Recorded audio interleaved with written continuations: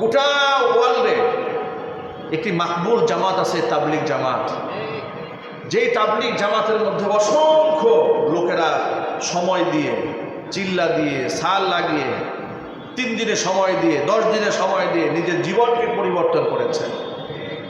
যারা সুদ খেত, ঘুষ করে না, নামাজ চিনত না, সুন্নত জানত না, দাড়ি রাখার গুরুত্ব সম্পর্কে আইডিয়াই ছিল না, তারাও এই জামাতে এসে পশ্চিম কেবলা চিনেছে, নামাজ পড়েছে, তালিম তরবিয়ত করে জীবনকে পরিবর্তন করেছে। ঠিক কিনা জোরে বলেন? এমন একটা মাকবুল জামাতের মধ্যে শয়তান এমন ভাইরাস ঢুকাই দিল, বিরাট বিভক্তি তৈরি করল, অসংখ্য আলেমদের বিরুদ্ধে সাধারণ তাবলিগের সাথীদেরকে দাঁড় করাই দিল। কথা বলেন ঠিক কিনা বলেন? অবস্থা এমন হলো, সাধারণ তাবলিগের অনেক সাথীরা এলাকার মহল্লার মসজিদের আলেমকে কোনো মূল্যায়ন করতে চাইল না। ওই ব্যাপারে তারা মাওলানা সাদ কান্দনবী এমন অন্ধভক্ত হয়ে গেল, তারা শুধু পারতেছে না তাকে নবী ঘোষণা করতে। কথা বলে না কেন? মাওলানা সাদ কান্দনবীর অনুসারীরা শুধু সাদ সাহেবকে নবী ঘোষণা করা বাদ রেখেছে। এমন অন্ধভক্ত যে সাদ সাহেব বিশ্ব, আমি তাকে ছাড়া তবলিগ নাই। অথচ এটা এমন একটা দাওয়াত, এখানে তো আপনার বড়াইটার কিছু নাই, অহংকারের কিছু নাই, এখানে তো একদলীয় কিছু নাই। কথা বলেন ঠিক কিনা? অথচ অবস্থা কি দাঁড়িয়েছে, গোটা পৃথিবীর মুহাক্কিক গবেষক আলেমরা বললেন, মাওলানা সাদ সাহেব বয়ানের মধ্যে ভ্রান্ত কথাবার্তা বলেন, ইসলামের আকীদার সাথে সাংঘর্ষিক হয়, আহলুস সুন্নাহ ওয়াল জামাতের আকীদার সাথে সম্পর্কিত হয় না, সংঘর্ষ বেঁধে যায়, এমন কথা তিনি বলেন। কিংবা বলতে গিয়ে অনেক সময় নবীদের শানে বিয়াদবমূলক কথাবার্তা বলে ফেলেন। অসংখ্য নবীদের শানে, মুহাম্মদ সাল্লাল্লাহু আলাইহি ওয়াসাল্লামের শানে বলেছেন, যিনি তিনি তার বিবাহের অলিমা খেজুর দিয়া করেছিলেন, খাসি দিয়া করেন নাই, এই জন্য তার উপর বিপদ চলে আসছিল। নাউজুবিল্লাহ বলেন। মুসা আলাইহিস সালাতু ওয়াস সালাম সম্পর্কে মন্তব্য করেছেন, একের পর এক নবীদের ব্যাপারে অবলীলায় মন্তব্য করেছেন। এগুলো শোনার পরে আলেমরা সিদ্ধান্ত নিলেন, এভাবে যদি চলতে থাকে তাহলে তো বিরাট একটা অংশের মানুষ বিভ্রান্ত হয়ে যাবে, নবীদের ব্যাপারে ভুল মেসেজ চলে যাবে। ঠিক কিনা বলেন? অথচ আহলুস সুন্নাহ ওয়াল জামাতের আকীদা হচ্ছে পৃথিবীর সমস্ত নবীগণ বেগুনা মাসুম, তাদের সমালোচনা করা যাবে না। আবার নবীদের সমালোচনা তো দূরের কথা, আপনি তো সাহাবীদের সমালোচনা করতে পারবেন না। সাহাবায়ে কেরামের সমালোচনা করা জায়েজ আছে? আল্লাহ নবী সাল্লাল্লাহু আলাইহি ওয়াসাল্লাম বলে দিয়েছেন, আল্লাহ আল্লাহ ফি আসহাবি, আমার সাহাবীদের ব্যাপারে আল্লাহকে ভয় করো, আল্লাহকে ভয় করো। লা তাত্তাখিযুহুম গরাদাম মিন বাদি, আমার পরে তোমরা আমার সাহাবীদেরকে সমালোচনার টার্গেটে পরিণত করো না। ফামান আহাব্বাহুম ফাবিহুব্বি আহাব্বাহুম, কেউ যদি সাহাবীদেরকে ভালোবাসে সে আমি নবীকে ভালোবাসার কারণে ভালোবাসে। ওমান আবগাদাহুম, আর যদি কেউ আমার সাহাবীদের প্রতি বিদ্বেষ ভাব পোষণ করে, ফাবিবুগযি আবগাদাহুম, বুঝে নিবে সে বিদ্বেষ শুধু আমার সাহাবীদের সাথে রাখে নাই, সে সরাসরি বিদ্বেষে রেখেছে আমি মুহাম্মদ সাল্লাল্লাহু আলাইহি সাল্লামের উপর। জোরে জোরে বলেন নাউজুবিল্লাহ। এখন আপনারা বলেন, নবীদের পরে সাহাবীদের সমালোচনা করা যাবে? আরো জোরে বলেন। যেখানে সাহাবীদের সমালোচনা করা যায় না, তাদের ভুল ত্রুটি নিয়ে বিশ্লেষণ করা জায়েজ নয়, হারাম, সেই জায়গায় নবীদের ব্যাপারে মন্তব্য ছড়ে দেওয়া কত বড় গুস্তাখি, কত বড় বেয়াদবি। এই সমস্ত কাজ মাওলানা সাদ সাহেব তাবলিগ জামাতের বয়ানে অসংখ্য জায়গায় বলেছেন। আলেমরা এগুলাকে ভুল ধরিয়ে দিয়েছে, তাকে রুজু করতে বলেছে দারুল উলুম দেওবন্দে গিয়ে, যা আপনি শুধরায় নেন। একাধিকবার, একবার রুজু করেন, আবার ভুল করেন, আবার রুজু করেন, আবারও ভুল করেন। এই অবস্থা যখন চলতেছিল, উলামায়ে কেরাম বললেন, তিনি যদি তার এই চিন্তা চেতনা থেকে ফিরে না আসেন, তার নেতৃত্বে কোনোদিন তাবলিগ হক পথে চলতে পারে না। হক্কানে আলেমরা এই জন্য তাকে বাদ দিয়েছে, যেটা আপনারা পাবলিকরা অনেকে জানেন না। এটা অনেক বিস্তর কথা। মানুষ কি বলে জানেন? তাবলিগ দুই গ্রুপ হয়েছে। সেই অবস্থায় আছে, বরং এক ব্যক্তির গুমরাহির সাফাই গাইতে গিয়া গুমরাহ একদল লোক সত্য পথ থেকে দূরে সরে গেছে। কথা বলতে হবে, ঠিক কিনা বলেন? এখন আপনারা বলেন তাবলীগ দুই ভাগ হয়েছে? না, তাবলীগ দুই ভাগ হয় নাই। হক পথ থেকে বিচ্যুত হয়েছে কিছু বাতিলপন্থী লোকেরা। আমরা প্রথমত আল্লাহর কাছে দোয়া করি, আল্লাহ পাক যেন ওদেরকে হেদায়েত দান করেন। আরো জোরে বলেন আল্লাহুম্মা আমিন। কিন্তু মনে রাখবেন, আলেম আমাদের দায়িত্ব কি? আলেমদের দায়িত্ব হচ্ছে আপনাকে সঠিক মেসেজ পৌঁছে দেওয়া। এই জন্য আলেমদেরকে কখনো বাদ দিবেন না, ঠিক কিনা বলেন? তারা একটা পর্যায়ে এমন হয়েছিল যে মসজিদের ইমাম সাহেবকে আলেমই মনে করে না, তারা মনে করে আমি তো চিল্লা দিয়ে বড় মৌলবী হয়ে গেছি। আছে না নাই? জোরে করে। আমি সবার কথা বলি না, এমন বিয়াদব আছে তিন চিল্লা দিয়ে মনে করে আমি ইমাম সাহেবের চাইতেও বেশি জানি। কথা বলেন, ঠিক কিনা বলেন? এমন বিয়াদব সমাজে আছে না? আচ্ছা, আপনাদের কি বিনয়ের সাথে বলি, একটা পুঁটি মাছ এরে খাওয়াতে খাওয়াতে 10 বছর খাওয়াইছেন, জীবনে ইলিশ হওয়ার সম্ভাবনা আছে। একটা বোয়াল মাছকে আপনি পেলে প্রতিদিন পনির খাওয়াইছেন, এরপরে ঘি খাওয়াইছেন, মধু খাওয়াইছেন, খাইয়ে খাইয়ে বোয়াল এই আপনার পাবদা মাছ, একটা পাবদা মাছকে দীর্ঘদিন খাওয়াইছেন, খাওয়ার পরে পাবদা একদিন বোয়াল হয়ে যাবে নাকি? কথা বলেন।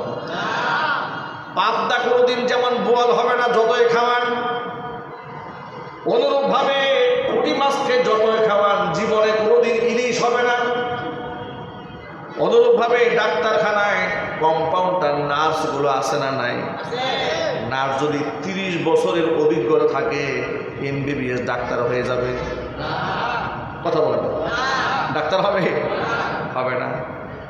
নার্স যেমন 30 বছর নার্সিং করলেও ডাক্তার হয় না, পুঁটি মাছ যেমন 30 বছর খাওয়ালেও ইলিশ হয় না, পাবদা মাছ যেমন 50 বছর খাওয়ালেও পাবদা বোয়াল হবে না। চিল্লা যদি 100 বছরও দেয়, 100 বছরও চিল্লা দিল ব্যক্তি আলেম হবে না। অতএব ওই ভাব ধরার কোনো সুযোগ নাই। কি ভাব চিল্লা একটা দিয়া বুড়ি নিয়ে বসে থাকে মসজিদের কোনায়? কথা বলে না। আলেম সাহেব বয়ান করে, উনি ডোন্ট কেয়ার, কিছু মনে করে না, কোনায় বসে মনে মনে চিন্তা করে হুজুর আর কি বয়ান করবে, আমি তো আল্লাহ মাতুদ্দাহা। কথা বলেন, ঠিক কিনা? আমি চিল্লা দিয়েছি 3টা। এই ভাব যেগুলোর মধ্যে ঢুকেছে সবগুলো গুমরা হয়ে গেছে। এই এদের মাধ্যমে এই অন্ধ ভক্তি তৈরি হয়েছে সাদ সাহেবের, সবার মধ্যে হয় নাই। আর যারা আলেমদের পরামর্শ নিয়ে জীবন চলে তারা আজও আলোকিত থাকবে কিয়ামত পর্যন্ত। চিল্লা এখন আল্লাহু আকবার। যখন তাদেরকে বলা হলো, আরে মিয়া আলেমরা তো আপনাদের সাথে ভালো জানেন, আলেমদের মতামত মেনে নেন, তখন তারা কি বলে জানেন? আরে মিয়া আলেমদের মতামত আমরা মানি, আমাদের সাথে তো আলেম আছে। আমাদের সাথে কি আছে? আলেম আছে। এটা হচ্ছে সবচেয়ে বিভ্রান্তিমূলক কথাবার্তা। আরে বেটা তুমি কে? তোমার সাথে আলেম থাকবে মানে? তুমি বলবে আমরা আলেমদের সাথে আছি। যদি বলেন ঠিক কিনা? আপনার সাথে আলেম থাকবে না, আপনি আলেমের সাথে থাকবেন। আলেমদের সাথে কারা কারা থাকবেন হাত দেখতে চায়? আলেমদের সাথে থাকবে। আল্লাহ তুমি হক বোঝার তৌফিক দান করো। জোরে বলেন আল্লাহুম্মা আমিন। হাত নামান। কয়েকদিন আগে দেখেছেন সরোয়ার্দী উদ্যানে হাজার হাজার লক্ষ লক্ষ আলেমরা সেখানে সমাবেত হয়েছে। কেন? শুধু মানুষকে মেসেজটা দিতে চেয়েছেন সাদ কান্দুলবী ভুলের উপরে আছেন। তিনি তার ভুল থেকে তওবা করার আগ পর্যন্ত সাধারণ মঞ্চে তাকে বক্তৃতা করতে দেওয়া হবে না। এটা আলেমদের সিদ্ধান্ত। আলেমদের সিদ্ধান্ত মানার দরকার আছে না নাই? এর মধ্যে কল্যাণ আছে। কারণ আলেম আপনার আমলের পাহারাদার, আলেম আপনার ইমানের পাহারাদার। কেউ যদি আপনার ইমান নিয়ে সিনেমিনি খেলতে চায়, আলেমই সবার আগে দাঁড়ায় যাবে। কথা বলে ঠিক কিনা? আলেমদের সাথে মহব্বত রাখেন, ভালোবাসেন, আল্লাহ পাক দুনিয়াও আলোকিত করে দেবেন, আখিরাতকেও আলোকিত করে দেবেন। নবী করিম সাল্লাল্লাহু আলাইহি ওয়াসাল্লাম বলেছেন, কিয়ামতের দিন 3 শ্রেণীর মানুষ আল্লাহর দরবারে সুপারিশ করার প্রথমত পারমিশন পাবেন। ইয়াশফাউ ইয়াওমাল কিয়ামাতি সালাসাতুন, 3টা শ্রেণী আল্লাহর দরবারে মানুষের জন্য কথা বলার সুযোগ পাবেন। 1 নাম্বার সুযোগ পাবেন আল আম্বিয়া, নবীগণ। নবীদেরকে আল্লাহ পাক সুযোগ দিবেন মানুষের জন্য কথা বলার। সুম্মাল উলামা, এরপরে আল্লাহ আলেমদেরকে সুযোগ দিবেন তোমরা মানুষের জন্য কথা বলো। সুম্মা শুহাদা, এরপরে আল্লাহর পথে যারা জীবন দিয়েছে, শহীদ হয়েছে, ওই শহীদদেরকে আল্লাহ পাক সুযোগ দিবেন মানুষের জন্য সুপারিশ করা। অন্য একটা হাদিসের মধ্যে একটু বিস্তারিত পাওয়া যায়, ইউকালু লিল আবিদি, একজন আল্লাহর নেককার বান্দাকে আল্লাহ পাক বলবেন উদখুলুল জান্নাহ, বান্দা জান্নাতে চলে যাও। ওয়া ইউকালু লিল আলিমি কিফ, কিন্তু একজন আলেমকে আল্লাহ সরাসরি জান্নাতে যাওয়ার পারমিশন দিবেন না, বরং আলেমকে আল্লাহ পাক দাঁড় করিয়ে দিবেন। ইউকালু লিল আবিদি উদখুলুল জান্নাহ, আবেদকে বলা হবে জান্নাতে ঢোকো। ওয়া ইউকালু লিল আলিমি কিফ, আলেমকে বলবে দাঁড়াও।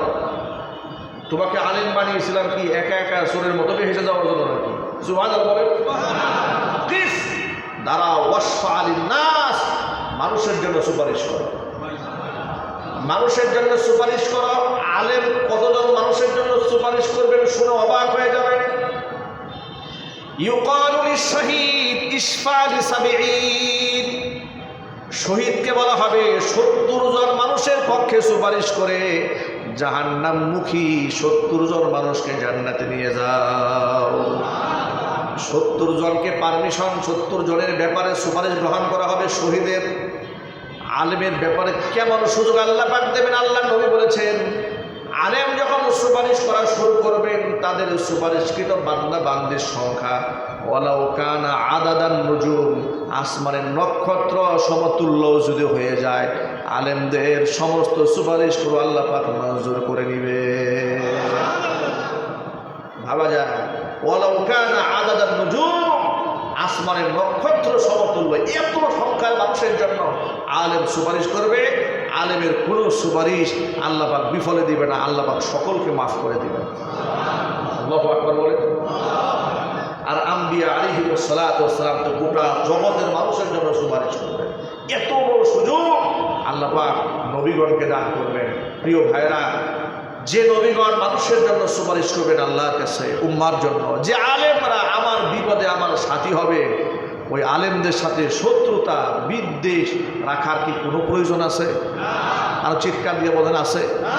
আপনি মসজিদে এসে নামাজ পড়েন, আপনার ইমাম সাহেবকে আপনি সম্মান করেন না, শ্রদ্ধা করেন না, তো আপনার নামাজের 4 পয়সার কি মূল্য আছে?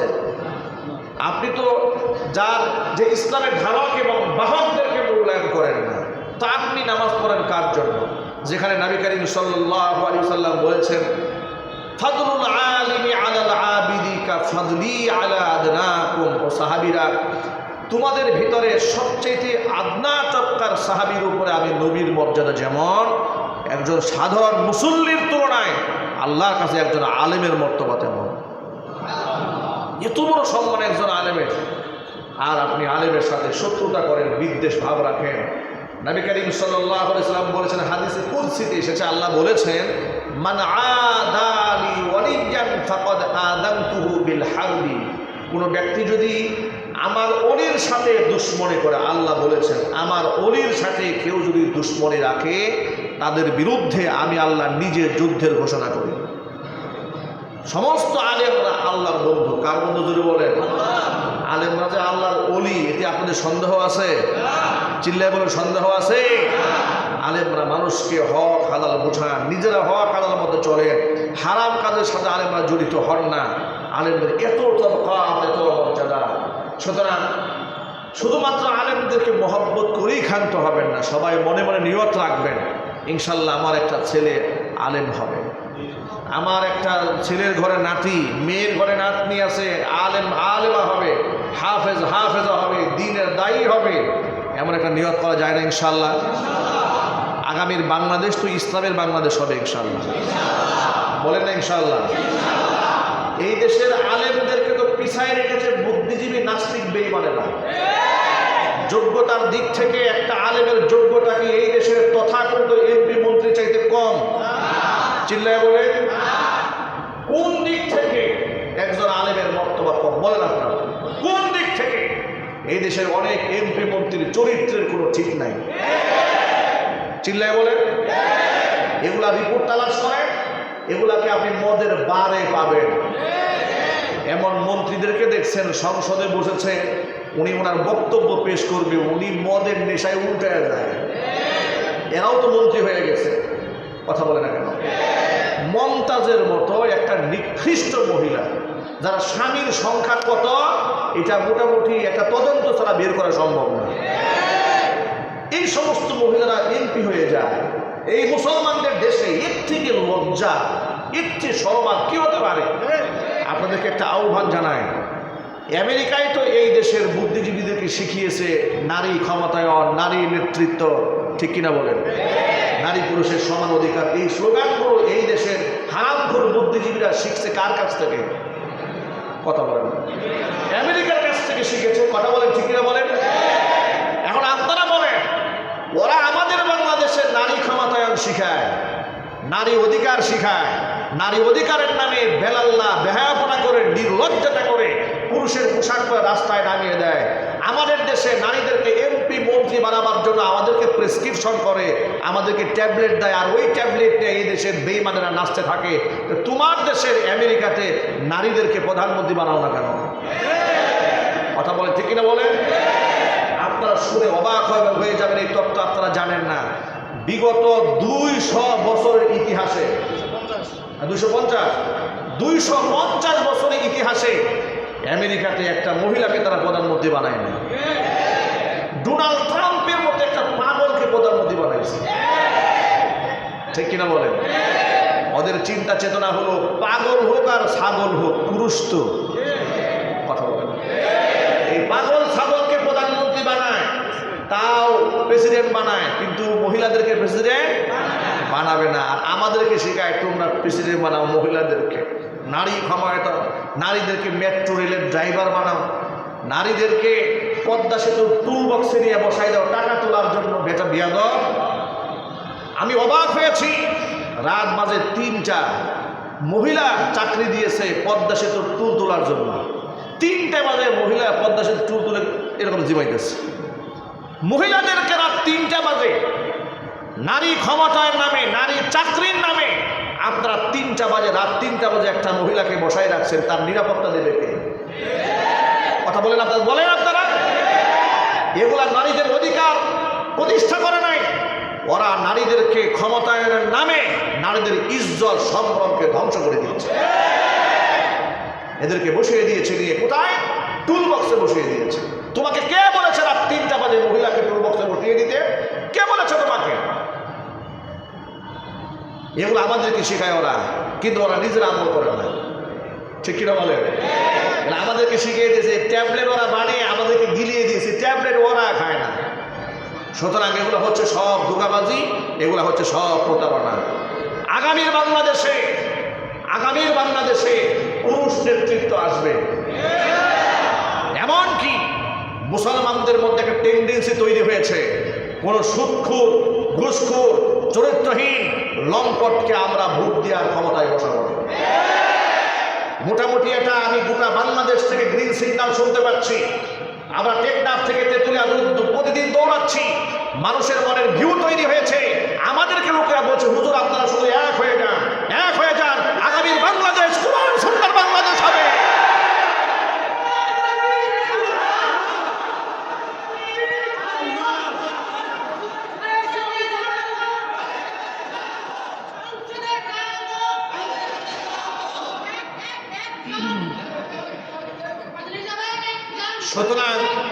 সুতরাং শোনেন, আগামীর সংসদ কোরআন দিয়ে চলবে ইনশাআল্লাহ। বলেন, কোনো বেনামাজি, কোনো মিথ্যাবাদী, কোনো ধর্ম নিরপেক্ষতাবাদী যারা কোরআনকে বাইপাস করে রাজনীতি করতে চায়, এদেরকে আর বাংলাদেশে রাজনৈতিক প্ল্যাটফর্মে দাঁড়াতে দেওয়া হবে না।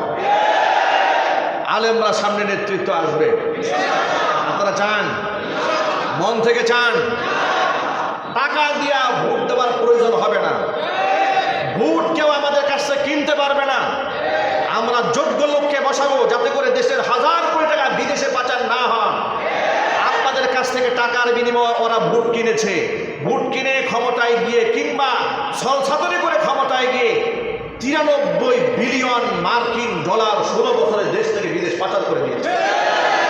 93 বিলিয়ন মার্কিন ডলার যদি বাংলার মাটিতে পড়তো, বাংলাদেশ সত্যিকার অর্থে ইউরোপকে ছাড়িয়ে যেত। ওরা দেশের সবচেয়ে বড় শত্রু। এই শত্রুদেরকে আর রাজনীতি করতে দেওয়া হবে না, বলেন ইনশাআল্লাহ। কোরআনের রাজনীতি বাংলাদেশে হবে কিনা এটা জুড়ে বলেন, এটা আপনারা চান কিনা? আলেমরা নেতৃত্বে আসে কিনা আপনারা চান? কারা কারা চান? আমি দুহাত দেখতে চাই।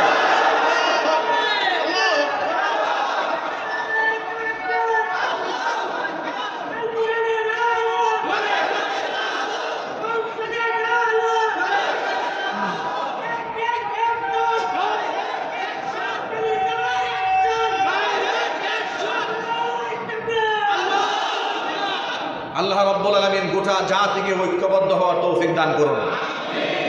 বাংলাদেশের প্রতি ইঞ্চি মাটি ইসলামের জন্য আল্লাহ পাক কবুল করুন। ইসলামের শত্রুরা কিন্তু বসে নাই, ওরা বাংলাদেশে একটা ধর্মীয় দাঙ্গা লাগাবার চেষ্টা করছে।